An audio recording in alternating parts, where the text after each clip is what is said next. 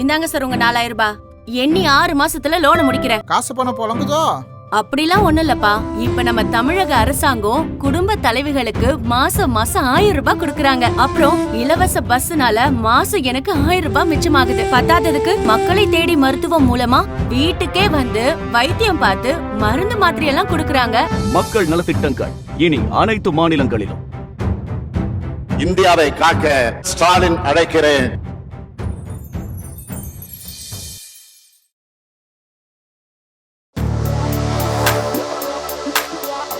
Welcome to on record. Welcome to on record. இன்றைக்கு நம்மோடு நேர்காணலுக்காக சிறப்பு விருந்தினராக ஊடகவியலாளர் திரு கார்த்திகேயன் அவர்கள் இணைந்திருக்கிறார். அவரோடு பேசலாம். சார் வணக்கம். சார் வணக்கம். பிஜேபியினுடைய தேர்தல் அறிக்கை வெளியாகி இருக்கிறது சார். நேற்றைக்கு வெளியிட்டிருக்கிறார்கள். பரவலாக சமூக வலைதளங்கள்ல இளைஞர்களை கவர்ந்த, பெண்களை கவர்ந்த, விவசாயிகளை கவர்ந்த, ஏழைகளை கவர்ந்த அறிக்கை அப்படின்னு பல்வேறு நிறுவனங்களினுடைய செய்திகள்லையும் பார்க்க முடிகிறது. பிஜேபியினுடைய தேர்தல் அறிக்கையை பார்த்தீங்களா? எப்படி பார்த்தேன்.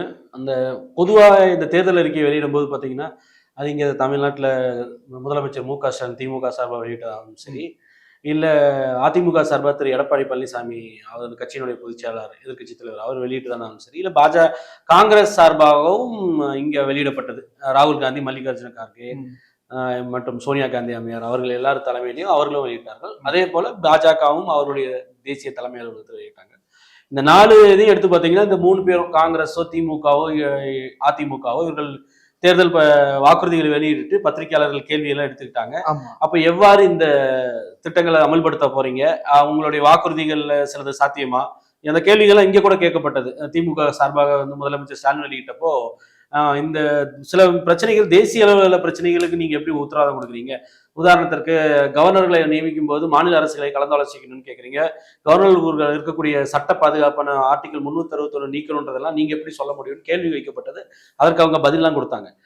இதே போல கேள்விகள் அதிமுக சார்பாகவும் வந்து திரு எடப்பாடி பழனிசாமி அவர்கள்ட்ட வந்து திமுக கோரிக்கையினோட அம்சங்கள்லாம் உங்களில் இருக்கின்ற அந்த கேள்விகளுக்கும் அவரும் பதில் சொன்னார். காங்கிரஸ்ல பலதரப்பட்ட கேள்விகள் வைக்கப்பட்டது. எவ்வாறு இந்த 1 லட்சம் ரூபாய் சாத்தியம்னு பல்வேறு விஷயங்கள் கேள்வி கேட்கப்பட்டது. இதுவரை அந்த கட்சியினுடைய முன்னணி தலைவர்கள், அந்த தேர்தல் அறிக்கையை தயார் செய்த குழுவினுடைய தலைவர் சிதம்பரம் பல்வேறு பேட்டிகள்லையும் அதை எப்படின்னு விளக்கி இருக்காரு. எந்த முறையில் சாத்தியம்னு சொல்றாங்க. பாஜக சார்பில் இதுவரைக்கும் அந்த தேர்தல் வாக்குறுதிகளை அந்த மேனிஃபெஸ்டோ ரிலீஸ் பண்ணப்போ பத்திரிகையாளர்கள்ட்ட கேள்வி எடுத்துக்கல. அவர் வந்து ஒரு பேச்சை பேசிட்டாரு, பிஎம் ஒரு பேச்சை பேசிட்டு ரிலீஸ் பண்ணார், அவ்வளவுதான். எந்த பத்திரிகையாளர் சந்திப்புல இதுவரை அவர்களுடைய வாக்குறுதிகளை எவ்வாறு நிறைவேற்ற போறாங்கன்றதை பத்தி எந்த ஒரு விளக்கமும் இல்லை. எந்த பத்திரிகையாளர்கள்ட்டையும் வந்து பதிலும் சொன்னதில்லை அந்த கட்சியோட தேசிய தலைமை. அது ஒரு பெரிய விஷயமா நம்ம பாக்குறோம். ஏன்னா வழக்கமா எல்லாத்துட்டையும் இது எப்படி சாத்தியம்னு குதர்க்கமான கேள்வி கேட்கக்கூடிய பாஜகவுக்கு அந்த கேள்விகளை யாருமே முன்வைக்க அவ்வளவே பண்ண வாய்ப்பே வழங்க. இல்ல அப்படி கேட்கறதுக்கு இடம் இல்லையா? அந்த அறிக்கையில கேட்கறதுக்கு நிறைய இடம் இருக்கு. அந்த பத்திரிகையாளர் அந்த தேர்தல் வாக்குறுதியில பாத்தீங்கன்னா, பாஜக இந்த 2024 வெளியிட்டதை பாத்தீங்கன்னா, அவர்கள் பொதுவாக அந்த தேர்தல் வாக்குறுதிகளை பார்க்கும்போதே மேனிஃபெஸ்டோ மேல பெரிய ஒரு அக்கறை இல்லைன்னு அவங்களுக்கு தோணுது. எனக்கு தோணுது பாஜகவிற்கு அப்படிதான் நினைக்கிறாங்கன்னு தோணுது. அதை பெரிய பொருட்டாக அவர்கள் கண்டுகொள்ளவில்லை இந்த முறை அப்படின்றது தெரியுது. நிறைய டைம் எடுத்துக்கிட்டாங்க சார். எப்ப இருந்து? கடந்த 2 வாரமா டைம் எடுத்து. அதான் சொல்றேன். மார்ச் 30 ஒரு குழுவை போடுறாங்க. 2 வாரத்துல ஒரு மேனிஃபெஸ்டோ ரெடி பண்ணிட்டாங்க. காங்கிரஸ் எப்ப தெரியுமா போட்டாங்க? டிசம்பர் 2023. ஏறக்குறைய 3-4 மாசம், அவங்க 3 மாசம் பல நாட்டினுடைய பல பகுதிகளுக்கு சுற்றுப்பயணம் செஞ்சு வல்லுநர்கள், சிவில் சமூகத்திட்ட எல்லாத்தோடையும் கலந்து ஆலோசிச்சு, கட்சியினர் கலந்து ஆலோசிச்சு, எல்லாத்துட்டையும் பேசி அந்த இன்புட்ஸ் எல்லாம் வாங்கிட்டு திரு சிதம்பரம் தலைமையிலான குழு வந்து அதையெல்லாம் கலந்து ஆலோசித்து அதுல எது சாத்தியம்ன்றதெல்லாம் வந்து இறுதி செஞ்சு கடைசியில அவங்க ஒரு டிராஃப்ட் ரெடி பண்ணி அவங்க கட்சியில வச்சு அதற்கப்புறம் இறுதியா அந்த மேனிஃபெஸ்டோ ரிலீஸ் பண்ணாங்க. அது ஒரு இலாபரேட் ப்ராசஸ். ஒரு 3 மாதத்துக்கு மேல நாட்டில் இருக்கக்கூடிய பலதரப்பட்ட மக்களுடைய கருத்துக்களை கேட்டுட்டு அதே போல அவங்களோட எண்ண ஓட்டம் என்னன்றதை புரிஞ்சுக்கிட்டு உள்வாங்கிட்டு கட்சியினோட எதிர்பார்ப்பு என்ன, மக்களோட எதிர்பார்ப்பு என்ன, ஒவ்வொரு துறையினுடைய எதிர்பார்ப்பு என்ன, ஏன்னா துறை வாரியா வந்து வல்லுநர்கள்ட்ட இல்ல அந்த துறையில சம்பந்தப்பட்டவர்களுக்கு தொழில் செய்பவர்கள்ட்ட எல்லாத்தையும் கலந்து ஆலோசனை பெற்று இருக்காங்க. அப்போ அந்த ஒவ்வொருத்தருடையும் அட்ரஸ் பண்ண வேண்டிய அம்சங்களை அதுல உள்ள சேர்த்திருக்காங்க. ஆனால் பாஜகவோட 2 வாரத்துல என்ன நீங்க கலந்தாலோசிச்சீங்க, என்ன கேட்டாங்கன்னு தெரியல. ஒருவேளை இதையும் வந்து மிஸ்டு கால்லயே முடிச்சுட்டாங்களா அப்படின்றது தெரியல. தேர்தல் அறிக்கை ரெடி பண்றதுலயே இல்ல 10 வருஷம் ஆட்சியின் அனுபவம் இருக்குல்ல சார், அதுல இருந்து அவங்க பேசியிருக்க முடியாது. எல்லாத்துக்கும் திமுக கூட தான் இப்ப இருக்கு.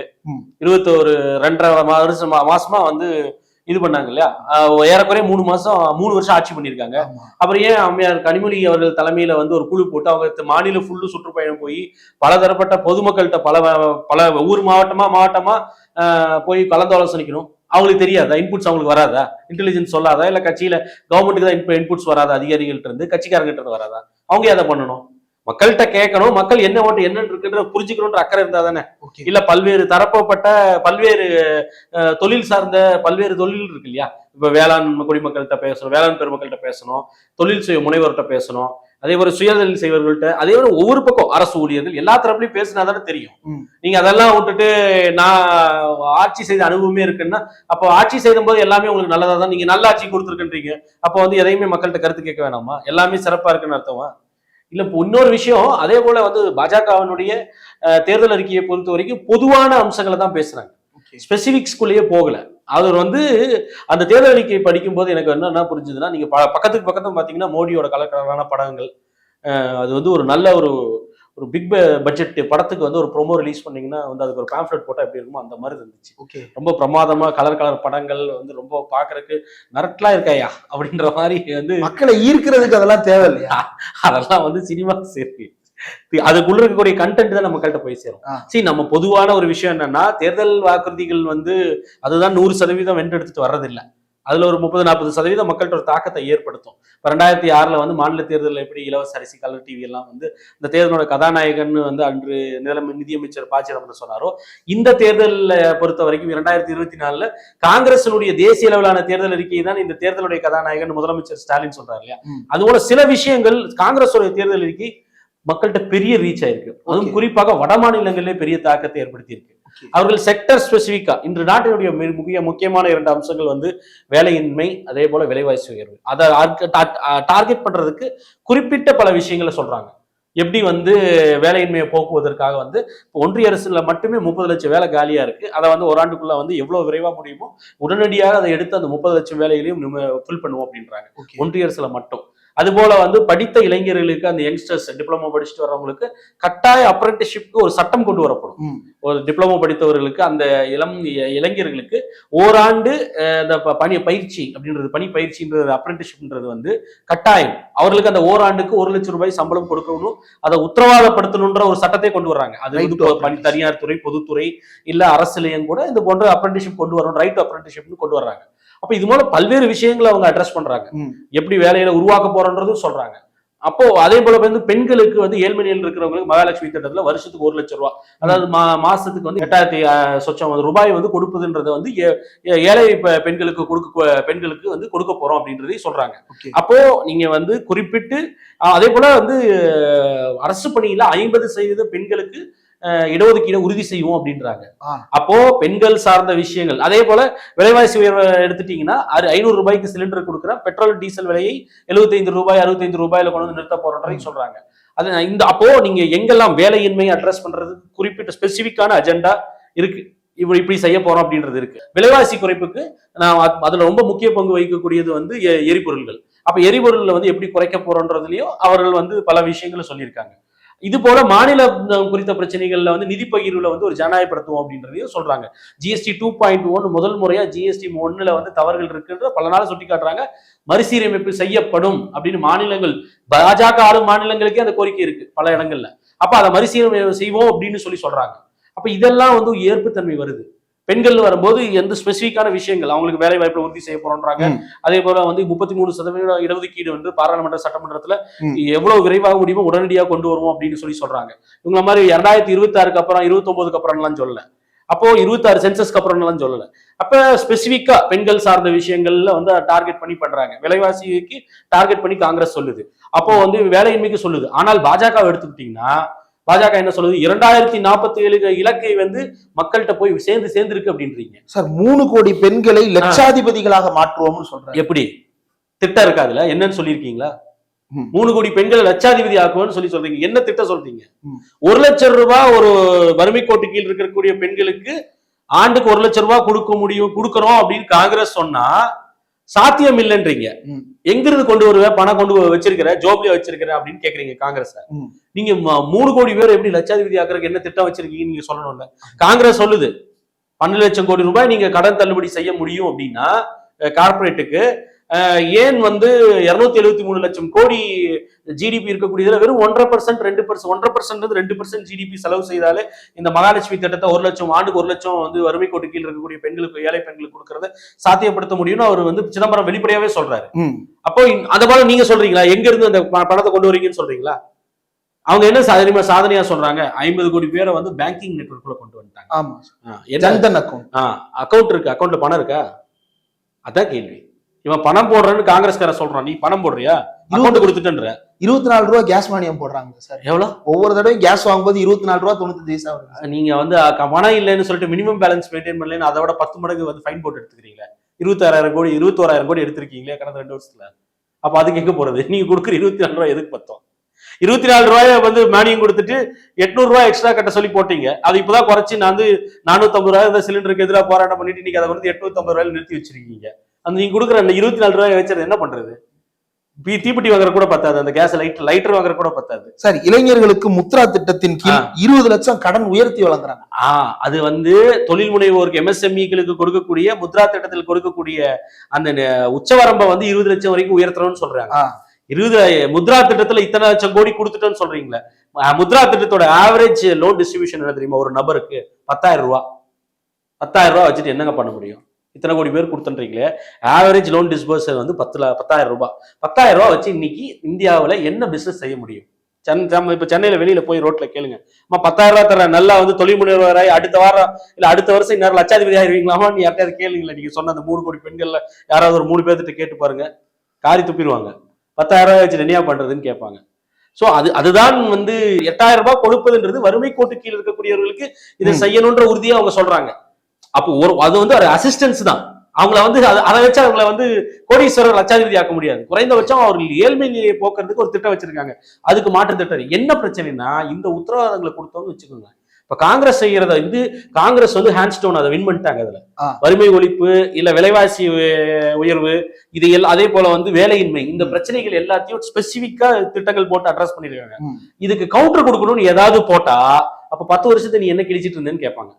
ஓகே, அப்படி இல்லையா? மக்கள் வந்து மூஞ்சி காரி இழுத்து போவாங்கல்ல. அப்போ அதுக்கு அது வந்து சொல்ல முடியாது. அதனாலதான் ஸ்பெசிபிக்ஸ்குள்ளேயே போகல.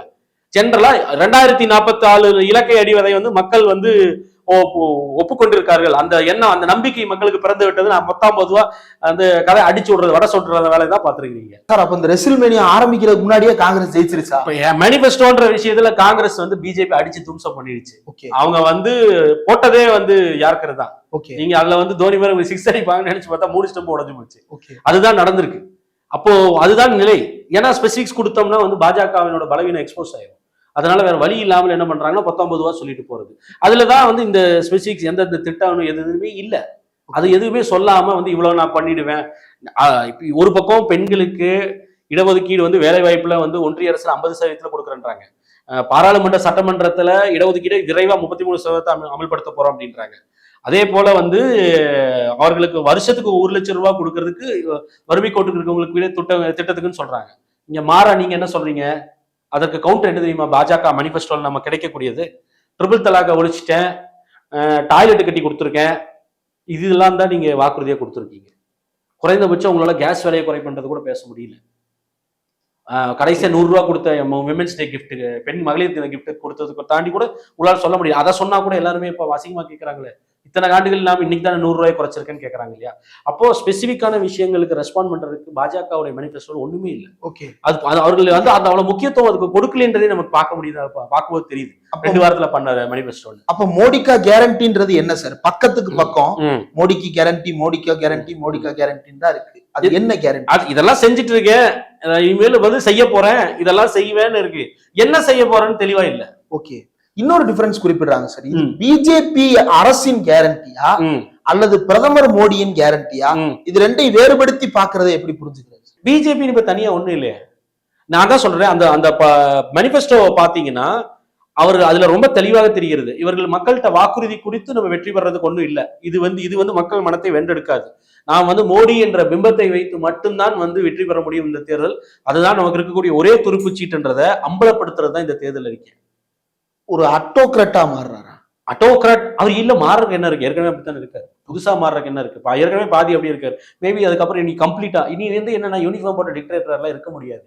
இனி இன்னும் கொஞ்சம் தீவிரமா செயல்படுவார்னு எதிர்பார்க்கலாமே ஒழிய அவர் ஏற்கனவே அந்த நிலையில தானே செயல்பட்டு இருக்காரு. எல்லா நிறுவனங்களையும் சுதந்திரத்தை கெடுத்து தங்களுடைய கைப்பாவையா வச்சுக்கிட்டு ஏன் 10 ஆண்டுகள் ஆட்சி செஞ்ச ஒரு பிரதமருடைய தேர்தல் முழக்கன்றது சாதனையை குறிப்பிட்டு தானே இருக்கணும். ஆமா. சாவன் மாச காலத்துல போய் மீன் கறி சாப்பிட்டான்னா வேற ஏதாவது ஒரு மட்டன் கறி சாப்பிட்டா என்ன, அதை போய் ஒருத்தர் தேர்தல் பிரச்சாரத்துல அதுவும் மத துவேஷத்தோட பேசுவார் அப்படின்னா அப்ப இவருக்கு சாதனைகள் இருந்தா இதை பேசியிருப்பாரு அவரு. இல்ல அது ஒரு ஹிந்து நம்பிக்கைக்கு உள்ள இருக்கிற வெவ்வேறு பகுதிகள் தானே சார். அது ஆர்குமெண்ட் பிட்வீன் டூ ஹிந்துஸா தானே அதை பார்க்கணும் இல்லையா? தேர்தலுக்கு அதுக்கு என்ன சம்பந்தம்? அது தனிநபர்களுடைய விருப்பு தானே. இங்க தமிழ்நாட்டுல போய் எவனாவது சொல்ல முடியுமா என்னடா நவராத்திரி மாசத்துல கறி சாப்பிடக்கூடாதுன்னு சொன்னீங்கன்னு வச்சுங்க கையில கிடைச்சு அடிப்பான். அண்ணாமலையே மறுப்பாரு. அவரே சாப்பிடுவார், அவரே சொல்றது தானே. இப்ப பேட்டியில கூட அவரே சொல்லியா. அப்போ இங்க அதெல்லாம் அப்போ ஒவ்வொருத்தரோட மதமும் சரி உணவும் சரி ஒவ்வொருத்தருடைய தனிப்பட்ட நம்பிக்கை விருப்பு அதை அரசியலமைப்பு சட்டம் உறுதி செய்யுது. அம்பேத்கரே வந்தாலும் கான்ஸ்டிடியூஷனை மாற்ற முடியாதுன்னு சொல்லி இப்ப பேசினார்ல 2 நாளைக்கு முன்னாடி. அப்ப அந்த தேர்தல் அரசியலமைப்பு சட்டத்துல ஒரு மதம் என்பதும் என்னோட உணவு என்பதும் என்னுடைய தனிப்பட்ட உரிமை, என்னோட விருப்புன்றது என்னோட தனிப்பட்ட உரிமைன்றது எனக்கு உத்தரவாதப்படுத்தி இருக்கு இல்லையா? அப்போ நீ அதை நீ எதுக்கு அதுல தலையிடுற? பிரதமர் பேசுற பேச்சா அது?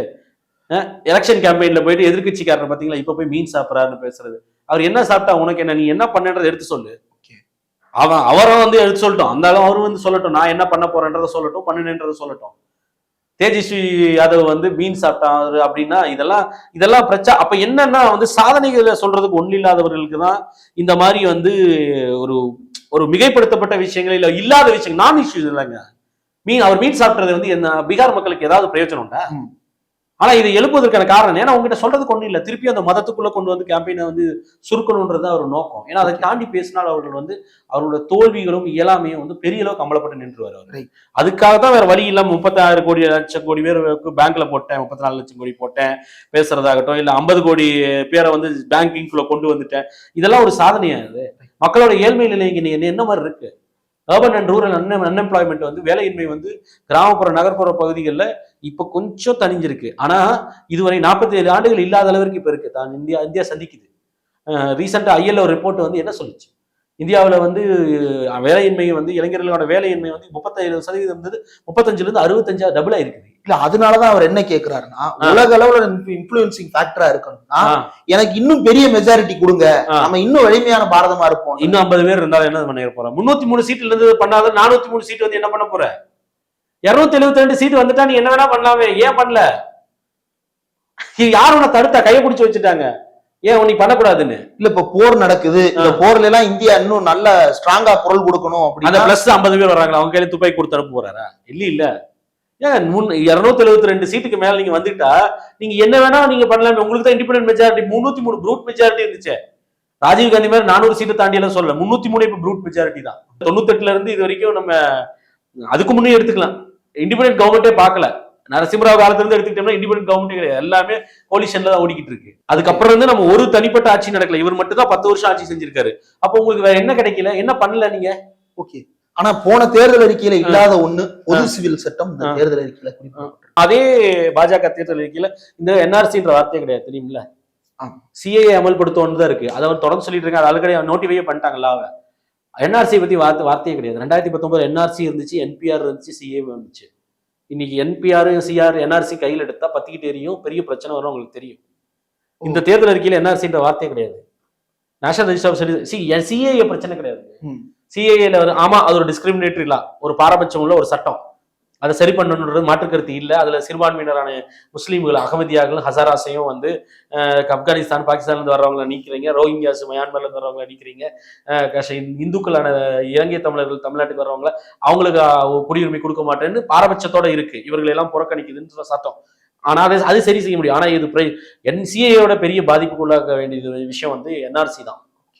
ஏன்னா NPR ஆல்ரெடி NPRல ரிலிஜனை ஒரு கொஸ்டினா சேர்த்துறீங்க. அதுக்கு ஏற்கனவே அது சம்பந்தமான செய்திகள்லாம் வந்துருச்சு. அப்ப சேர்த்துறதுக்கான நோக்கம் என்ன? நீங்க NRC national register of citizens prepare பண்றது தான். ஏற்கனவே அசாம்ல பண்ணிட்டு அங்க பெரிய ஒரு கலைவரமே வந்துச்சு. 19 லட்சம் பேர் வந்து இந்துக்கள், 17 லட்சம் பேரோ 19 லட்சம் இந்துக்களே வந்து பல ஆண்டாண்டு காலமா இங்க இருந்தவங்க, தலைமுறைகளா இருந்தவங்க எல்லாம் வந்து பாத்தீங்கன்னா அந்த டாக்குமெண்ட் இல்லைன்னு சொல்லிட்டு பிரச்சனை வருது. அப்ப இது ஏன் சார் இப்படி எடுக்க கூடாது? என்ஆர்சி வந்து டூ மச் ஆஃப் டிஸ்கிரிமினேஷன் அப்படின்னு சொன்ன மக்களினுடைய சிறுபான்மையினருடைய குரலை ஏற்றுக்கொண்டு இந்த மேனிபெஸ்டோல அதெல்லாம் அப்படி இருந்தா பரவாயில்லையே. அப்படி இருக்கிறவங்களா தான் நீங்க சிஏ வந்து சிறுபான்மையரையும் உள்ளடக்கி முஸ்லிம்களையும் சேர்த்தே உள்ளடக்கிருக்காங்க. பர்சிக்யூட்டட் ரிலிஜியஸ் மைனாரிட்டிஸ் அடக்குமுறைக்கு உள்ளான மத சிறுபான்மையினர்களுக்கு தஞ்சம் கொடுக்கறதுக்கு இந்த 2014 அந்த கட் ஆஃப் டேட்டுக்குள்ள 271 இந்த டேட்டுக்குள்ள வந்தவங்களுக்கு குடியுரிமை வழங்குவதற்கு தானே அந்த சட்டம். அதுல ஏன் இவர்களை மட்டும் நீக்கிறாங்க? அகமதியாசு, ஹசாராஸ் அந்த முஸ்லிம்களை நீக்கிறது, அதே மாதிரி ஈழத்திலிருந்து வரக்கூடிய இந்துக்கள், தமிழ் இந்துக்களையும் வந்து சேர்த்திருந்தா யார் வந்தாலும் கிடையாது. அதுதான் சொல்றேன். அப்போ அதையும் சேர்த்திருந்தா இந்த பிரச்சனை வராதே, அதோட முடிச்சுட்டு போயிருக்கலாம். உண்மையிலேயே உங்களோட அக்கறை வந்து சிறுபான்மையினர் ஒரு குரலுக்கு வந்து செவி சாய்க்கணும், அது நமக்கு பிரச்சனையாகுது, நம்ம வந்து ஒரு செக்யூலரா இருப்போம், அம்பேத்கரால கூட கான்ஸ்டிடியூஷனை மாற்ற முடியாதுன்னு சொல்லக்கூடிய உண்மையான வாதமா இருந்தா அப்போ வந்து நீங்க அந்த இதுல சரி பண்ணிட்டு போயிருக்கலாமே. ஆனா அதை பண்ணாம நீங்க என்ஆர்சியை மட்டும் இந்த கை வைக்காம இருக்கீங்க அப்படின்னா அப்போ அதுல வந்து உங்களுக்கு ஒரு அச்சம் இருக்கு. தொட்டா பல நிலங்கள்ல அதை வந்து நமக்கு எதிர்வினையா போகுன்ற பயத்தினால வாய மூடிட்டு இருக்காங்க. இப்போ அடுத்து ஒன் நேஷன் ஒன் எலெக்ஷன் அதுவும் வந்து அமல்படுத்துவோம். இப்ப என்ன நிலைப்பாடு எடுப்பாங்க? இப்ப இந்த தேர்தல் முடிஞ்சா அடுத்த ஒருவேளை பிஜேபிக்கு ஆட்சிக்கு வந்தா தமிழ்நாடு சட்டமன்றத்துக்கும் அடுத்த 5 வருஷம் கழிச்சு தான் தேர்தல் நடக்குமா? இல்ல, அவங்க இதை இப்போதைக்கு பண்ண போறது இல்லை. அது 26க்கு அப்புறம் தான் அவங்க சொல்றாங்க. அதுவும் வந்து இமீடியட்டா வர்றது கிடையாது. அது ஃபர்ஸ்ட் ஆஃப் ஆல் வந்து ஒன் நேஷன் ஒன் எலெக்ஷன் பண்ணணும்னா அதுக்கான நடைமுறைகள்லாம் அவங்க உடனடியாக பண்ண போறது இல்லை. அதனால நடக்கக்கூடிய இப்ப ஆட்சி, இப்ப இருக்கக்கூடிய தமிழ்நாட்டில் இருக்கக்கூடிய ஆட்சியோ இல்லை மித்த இடங்கள்ல இருக்கக்கூடிய ஆட்சிகளோ பாதிக்காது. அடுத்த தேர்தல் வருது இல்லையா, அப்போ 29 தான் அந்த கலைப்பது அந்த மாதிரி சிக்கல்கள் வரும்ன்றதுதான் வல்லுநர்களோட கருத்தா இருக்கு. மேபி அவங்க புஷ் பண்ணலாம். ஏன்னா அவர்கள் ஒருவேளை மோடி ஆட்சிக்கு வந்தால் தேர்தலே நடக்குமான்றது ஒரு சந்தேகம் இருக்கு. அப்போ வராதுன்றது நிச்சயமா வர்றதுக்கான வாய்ப்புகள் நிறைய இருக்குன்னு தான் நான் நினைக்கிறேன். சார், தேர்தலே நடக்காதுன்னு விமர்சனம். ஆனா ஒன் நேஷன் ஒன் எலெக்ஷன் வரும்போதே எலெக்ஷன் நடக்கும்ன்றத அவங்க உறுதி இல்ல. அது எப்படின்னா தேர்தல் நடக்காம இருக்க முடியாதுங்க. அப்புறம் வெளியில போயிட்டு அமெரிக்காலையும் பிரிட்டன்லயும் போய் இந்தியா உலகனுடைய பெரிய ஜனநாயகத்துல இருந்து வந்திருக்கிறேன்னு சொல்ல முடியாது இல்ல. அதுக்கெல்லாம் வாய்ப்பே இருக்காது. சோ தேர்தல்லாம் நடக்கும். அதாவது தேர்தல் நடக்காதுன்னு சொல்லக்கூடியது என்னன்னா, ஜனநாயக முறையில் இதுவரை இந்தியா பார்த்த தேர்தல் மாதிரி ஜனநாயக முறையில் தேர்தல் நடக்காது. இப்ப நடக்கக்கூடிய தேர்தலில் எலெக்ஷன் கமிஷனே வந்து எப்படி நடக்குதுன்னு எல்லாத்துக்கும் தெரியும். பாஜகவுக்கு சாதகமாக தான் நடந்துட்டு இருக்குன்னு எல்லாரும் வெளிப்படையா விமர்சனம் வைக்கிறாங்க. அப்போ முன்னாள் தலைமை தேர்தல் ஆணையர்கள் கூட சொல்றாங்க, தேர்தல் ஆணையத்தினுடைய நடைமுறை செயல்பாடுன்றது கடந்த 10 ஆண்டுகள் ரொம்ப கேவலமா இருக்கு. ஆனா அதையும் தாண்டி அடுத்த கட்டம் என்ன எப்படி போயிரும்னா, தேர்தல் என்பதே வந்து ஒரு சடங்கு மாதிரி தான் நடக்கும். அதைத்தான் வந்து அது it's as good as not conducting the election. தேர்தலே நடக்காதுன்னு சொல்றதுக்கான அர்த்தம் தான். தேர்தல் நடக்கும், அரசாங்கங்கள் வரும், ஆனால் எல்லா அதிகாரமும் வந்து டெல்லியிலிருந்து கட்டுப்படுத்தப்படும், அங்கிருந்து மாநிலங்கள் இயக்கப்படும், அதிகாரங்கள் எல்லாம் சுருக்கப்பட்டு பேரளவிற்கு ஒரு தேர்தல் நடக்கும். இவர்கள் மாநிலங்கள் கூட வந்து டெல்லியினுடைய கைப்பாவையில இருப்பாங்க. மாநிலங்கள் இருக்கக்கூடிய அரசுகள் அப்ப பிராந்திய கட்சிகளுடைய தாக்கன்றதே குறைஞ்சு போயிடும். அப்போ இது அதே போல சமயத்துல டீலிமிடேஷன் முடிச்சுட்டு இவங்களுடைய கண்ட்ரோல் வந்து டெல்லியில இவர்கள் என்ன செஞ்சாலும் நினைக்கலாம் அப்படின்னும் போது அப்புறம் தென் மாநிலங்களுடைய இன்ஃபுளுன்ஸே இல்லாம போனதுக்கு அப்புறம் நீங்க அந்த மாதிரி ஒரு தேர்தல் பாராளுமன்றத்துக்கு கூட நடந்தாலும் ஒரு பிரயோஜனப்பட போறது இல்லை. எதிர்கருத்தை வந்து இல்ல மாற்று கருத்து வைக்கக்கூடிய கேரளாவோ தமிழ்நாடோ ஆந்திராவோ தெலங்கானாவோ இந்த மாநிலங்கள்ல இருந்து வரக்கூடிய கருத்துக்களுக்கு ஒரு பொருட்டாவே இருக்காதுங்க. அந்த நிலைக்கு போயிடும்ன்றதுதான் தேர்தலே நடக்காதுன்னு சொல்றது. ஒரு ஜனநாயக முறையில இதுவரை நடந்து வந்த நல்ல தேர்தல்கள் இருக்காது. பேரளவுக்கு தேர்தல்கள் நடக்கும். அது பாஜகவினுடைய அது ஒரு ஆப்டிக்ஸ்க்காக நடக்கும். நாடுகளுக்கு இப்ப பிரிட்டன் இங்க நடக்குது இல்லையா, ரஷ்யாவில் நடக்கிற தேர்தல் மாதிரி இன்னும் சில நாடுகள்ல தேர்தல் நடக்குது, பேரளவுக்கு தேர்தல் நடக்கும். ஆஃப்டர் திஸ் மேனிஃபெஸ்டோ அவங்க கிளைம் பண்ற அந்த 400 சீட்ஸ் அவங்களுக்கு கிடைக்கும்னு நினைக்கிறீங்களா சார்? உங்களுடைய பார்வை என்ன? இல்ல, என்னை பொறுத்த வரைக்கும் இந்த before or after the manifesto இந்த 400ன்றது அவங்களுக்கே நல்லா தெரியும். கனவுல கூட அது நடக்காதுன்னு. இப்ப அவர்களுக்கு இருக்கக்கூடிய அச்சமே அந்த 300 அவங்க தொடமாட்டாங்கன்றது அவங்க உணர்ந்துட்டாங்க. இன்றைய நிலையில் பாஜக வந்து 200ல இருந்து 230 தான் தத்தளிச்சுக்கிட்டு இருக்கு. அவங்களுக்கு நன்றா தெரியும் அவங்க எதிர்பார்த்தது வந்து பேக் ஃபயர் ஆயிடுச்சு. ரொம்பவும் பெரிய அபரீத நம்பிக்கை இருக்கிறது. ராமர் கோயில் எதிர்பார்த்தாங்க, அது புஸ்வானமாய் போச்சு. அதற்கப்புறம் சிஏஏ கையில் எடுத்தாங்க, அது வந்து பெரிய அளவுக்கு அறுவடை கிடைக்கான்ற உணர்ந்துட்டாங்க. அப்போ இப்போ வேற வழி இல்லாமல் என்ன பண்ணுனா பித்தம் தெளிவுன்ற மாதிரி எதையாவது செய்து இந்த தேர்தலில் எப்படி தாங்க காப்பாற்றி கொள்ளலாம் அப்படின்ற ஒரு கட்டாயத்துக்கு அவங்க வந்துட்டாங்க. தமிழ்நாட்டு கூட இத்தனை நேரம் படையெடுக்கிறது என்னன்னா, டெல்லியெல்லாம் நல்லா வந்துடும், நார்த்ல நல்லா வந்துடும், தமிழ்நாடு பெரிய பொருட்டு இல்லைன்ற நிலையில தான் அதிமுகவை வந்து வேணாம் என்று உதறி தள்ளி போற அளவுக்கு வந்து அவர்கள் வேணாலும் உதிரித்தல்ல. அதிமுக வெளியே போகும்போது கண்டுகொள்ளாம இருந்துட்டு அதுக்கப்புறம் போனதுக்கு அப்புறம் வந்து நான் வட மாநிலங்கள்ல வந்து யதார்த்தத்தை புரிஞ்சுட்டு ஐயோ இன்னும் மோசமா இருக்கா, தமிழ்நாட்டுல கிடைக்கிற 5-10 சீட்டு கூட பெரிய ரொம்ப முக்கியம்னு சொல்லி மீண்டும் அவர்கள் வந்தப்ப எடப்பாடி உதாசீனப்படுத்தி வேண்டான்றாரு இல்லையா, இப்போதைக்கு வேண்டான்றாருல. அப்போ அந்த பயம்தான் வந்து அடிக்கடி வர்றது, ஏதாவது தேர்த்த முடியுமா அப்படின்றது. அந்த எல்லாம் 2026க்கு தயார் செய்யணும் அப்படிலாம் வருவதற்கான காரணம் வட மாநிலங்களே ரொம்ப பலவீனமா இருக்காங்க. தேர்தல் பத்திரம், அதாவது மோடி, நீங்க ஆரம்பத்துல தான் சொன்ன இந்த எலெக்ஷன் மேனிபெஸ்டோ மீது பெரிய அக்கறை அவங்க கொள்ளாத காரணமே அதன் மீது அவங்களுக்கு பெரிய நம்பிக்கை இல்லை. ஏன்னா 10 ஆண்டுகள் ஆட்சி செஞ்சுட்டு போய் வானத்தை வில்லா வளர்ச்சிரும், இதை தர்றேன் அதை தரேன்னு சொன்னா எவனும் நம்ப மாட்டான். ஏன் இவ்வளவு நாள் பெட்ரோல் விலை ஏத்தலன்னு சொன்னப்ப அது கம்பெனிங்க செய்யுது அப்படின்னு சொல்லிட்டு இன்னைக்கு வந்து நான் 2 ரூபா குறைச்சேன், போன தீபாவளிக்கு 7 ரூபா குறைச்சேன்னு கதை விட்டுட்டு இருக்கலாம் நீங்க தமிழ்நாட்டில் உட்காந்து அண்ணாமலை மாதிரி. அது குறைச்சது இல்லைன்னு இல்லை, ஆனா இன்னைக்கு இப்ப பண்ணும்போது மோடி குறைச்சாருன்னு சொல்லிட்டு 100 ரூபாயில வந்து நான் உங்களுக்கு எல்பிஜி ரேட்டை குறைச்சு உங்களுக்கு கிஃப்டா கொடுக்குறேன் மகளிர் தினத்துக்கு சொல்லிட்டு 2-3 மாசத்துக்கு முன்னாடி கேட்டப்ப வந்து அதெல்லாம் ஆயில் கம்பெனி பண்ணுது, நீங்க வந்து அது அரசாங்க கண்ட்ரோல்லயே கிடையாதுன்னு போய் சொல்லிட்டு இருந்தீங்க. இதெல்லாம் தெரிந்த மக்கள்கிட்ட போய் இப்ப போய் வாக்குறுதின்னு சொல்லிட்டு நீங்க அள்ளி அடிச்சு விட்டீங்கன்னா எல்லாரும் காரி துப்பிடுவாங்க. அதனால வேற வழி இல்லை. அப்போ அவர்கள் வந்து முழுக்க மோடி பிம்பத்தை நம்பி போறாங்க. அங்கதான் இந்த தேர்தல் பத்திரங்களும் சரி, அப்ப தொடர்ந்து நாட்டுல பாஜக ஆளக்கூடிய பகுதிகளில் மாநிலங்கள்ல ஒவ்வொரு இடங்களிலும் வரக்கூடிய ஊழல்கள், அப்போ சிஏஜி அறிக்கையினுடைய 7.5 லட்சம் கோடி ஊழல், பிரதமர் மீதான அந்த காப்பீட்டு திட்டத்தில் இருக்கக்கூடிய ஊழல் வெளியில வரும்பொழுது, அந்த முறைகேடுகள் ஊழல்கள்லாம் வெளியே வரும்போது அப்ப அந்த மோடியோட கிளீன் இமேஜ்ன்றது அடிச்சு நாரி தொங்குது. அப்போ அந்த நிலையில தான் வந்து என்ன பண்றாங்கன்னா, அப்போ இருக்கு அவங்களுடைய ஒரே ட்ரம்ப் கார்டு வந்து மோடி பிம்பம் தான். அது இன்னைக்கு வந்து பயங்கரமா பலவீனப்பட்டிருக்கு. மோடியோட இமேஜ் வந்து டேமேஜ்டு. இன்னைக்கும் அவர் தான் பாப்புலர் லீடர் இந்தியாவில், அதுல சந்தேகம் இல்லை. ஹிந்தி ஹாட்லண்ட்ல இன்னைக்கும் அவருக்கு செல்வாக்கு இருக்கு, அதை மறுக்கல, அது நாம இல்லைன்னு சொல்லலை. ஆனால் மோடி என்றவர் அப்பலுக்கற்றவர், அவர் ஊழலுக்கு அப்பாற்பட்டவர், ஊழல் ஒழிப்பதற்காகவே வந்து அவதரித்து வந்தவர் அப்படின்னு சொன்னது இருக்குல்ல, அதெல்லாம் இன்னைக்கு நாரி போச்சு. அதுவே கிடையாது.